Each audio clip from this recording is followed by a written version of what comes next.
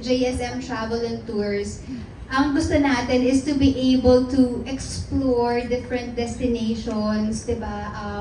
Hindi lang yun, pati makadiscover tayo ng mga hidden gems, yung mga off the beaten path na hindi talaga karaniwang pinupuntahan. And what's so special about JSM Travel and Tours, what sets it apart is that the public service component to it.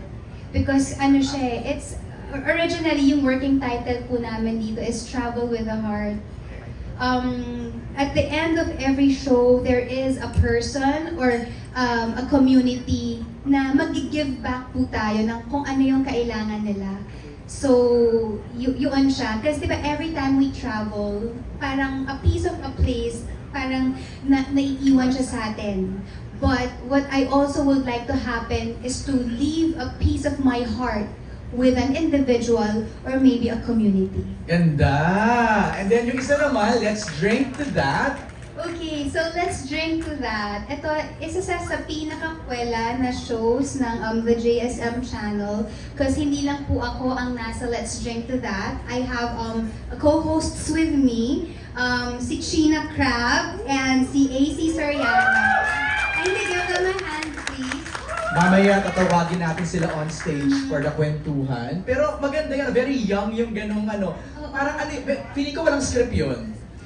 Actually, we're just given like different Bullet points lang, parang and talk shows, points. and then okay, after each parang segment, we're given like mag-banter kayo dyan. We're given a chance to banter about kung ano yung feature. Because see, Let's Drink to That is like a show filled with good vibes. Because parang when I was thinking of a show or a content for the JSM channel, sabi ko, because I just want something na parang shows that would celebrate victories, even the small ones. And sometimes kasi diba, we're just parang flooded or minsan with mga news na sometimes heartbreaking. And I want to be able to have a news channel na mag-broadcast ng puro good vibes lang. We just want people's faith in humanity to be restored. And for them to realize that there is, something to celebrate every day, diba? There's a reason. Diba the victories every day? Meron yan. Oo, so yun. So gusto lang natin ibalik sa kanila yon. Iba't ibang storya to ng mga tao, even storya ng mga pets, name it. Basta anything that will like make you smile and make you feel good, and at the end of the day yung marirealize mo, okay, may mga maganda pa ring nangyayari.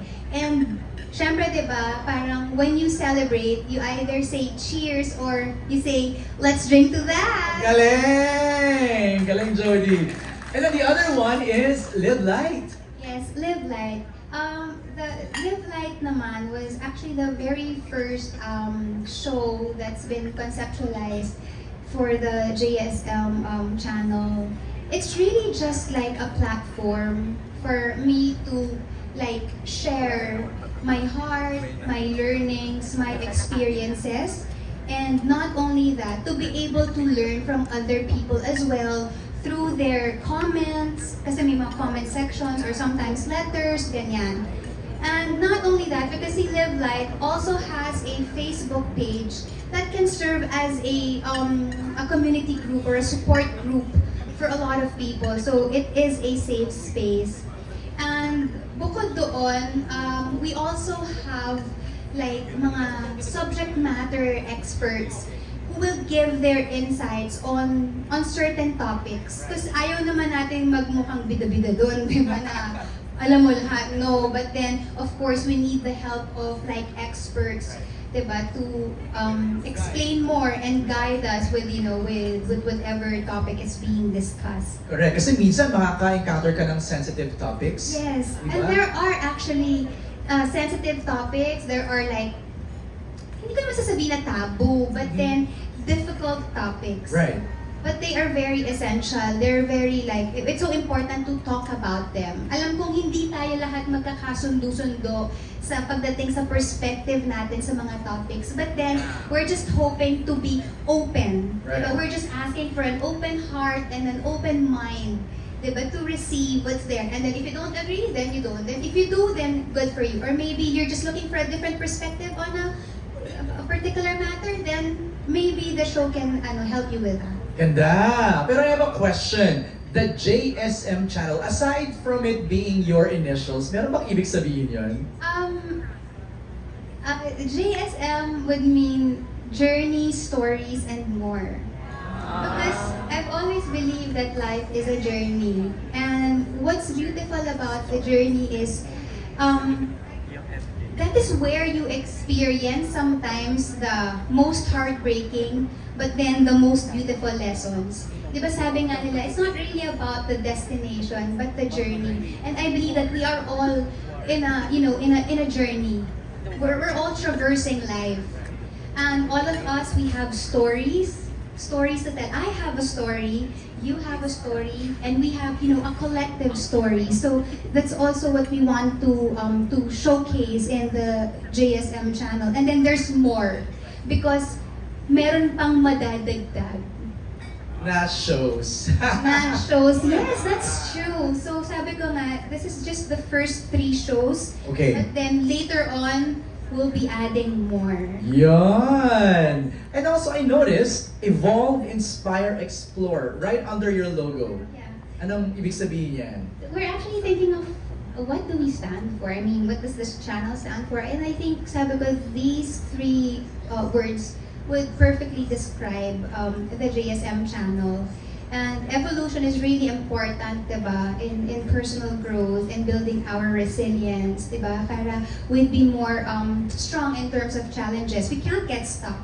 So we have to keep on transforming and evolving, diba? As human beings. And I think that evolution would also speak of my journey as a person, because I believe na ang dami ko na rin pinagdaanan. I mean, ang dami ng evolution na nangyari sa akin, not only with my life, but also sa career ko. And now, this is another one. So, Evolve is in there, and then Inspire, because that's what we intend to do. It's what we aim to do, is to inspire people. And number 3 is to explore. With exploration comes discovery. So we would like not only to explore via travel, but then explore life itself. So that's why yung 3 words nandun. Alam mo, nakikinig lang ako sa'yo, pinapakinggan lang kita, parang ang nasa isip ko, why do you have to do this? I mean, pwede ka naman ng kumuha ulit ng another project in TV or in movie or travel, gaya nga ng passion mo. But why, anong meron sa project na to that's so close to your heart that you really have to materialize it? I think number 1 is like what I said. I'm sharing with people my passions. Number 2, I think na parang whatever you learned, diba, it doesn't end with you. Parang life is all about sharing. Diba, parang we are a channel. Kumbaga, whatever learnings we learn or encounter, dumadaan lang sa atin yan. And then, it becomes a message to other people. And I think parang in a world na sometimes filled with toxicity and negativity, I just like want this channel to become a sort of, a beacon of hope, or maybe light. And yeah, I think yun yung purpose why I did the JSM channel. Na saka, you know what I think? Aside from your legacy at work, I think you're planting seeds on this channel.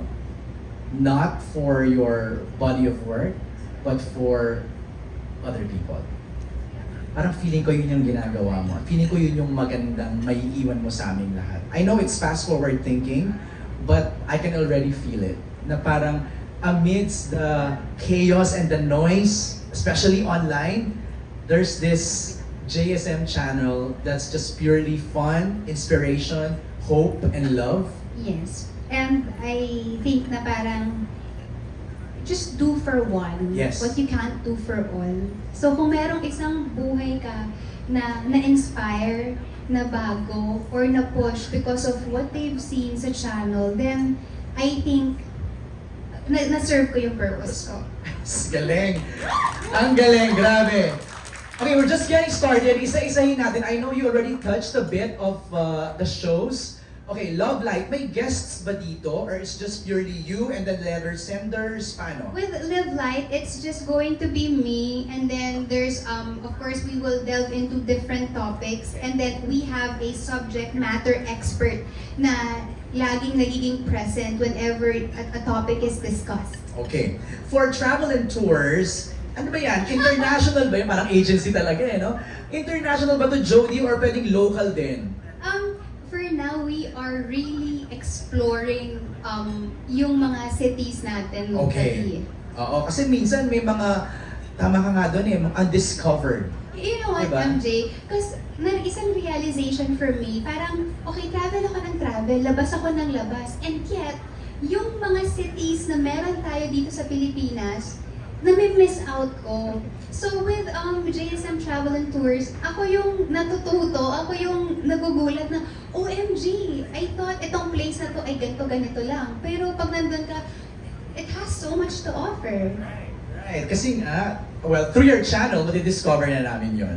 Okay, etong next segment natin, meron tayong makakakwentuhan on stage.